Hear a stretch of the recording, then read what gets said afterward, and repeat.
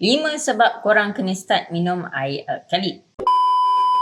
Nombor 1, rebalance environment badan korang.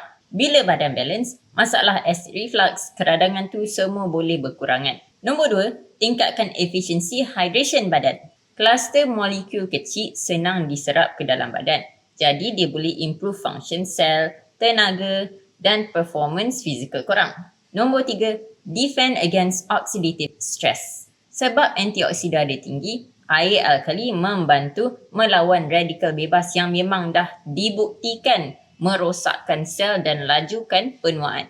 Nombor 4, tingkatkan sistem penghadaman. Sebab dia alkali, dia akan mengurangkan asid kat dalam perut korang yang menyebabkan pedih bulu hati, ulcer, semua itulah. Perut sihat, penyerapan improve, badan pun lagi kuat.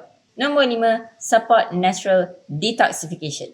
Bila hydration improve, pH balance, barulah badan boleh detox dengan efisien. Tak adalah penuh toksin kat dalam badan korang tu. Ramai dah tahu rasa perbezaan dia. Korang bila lagi?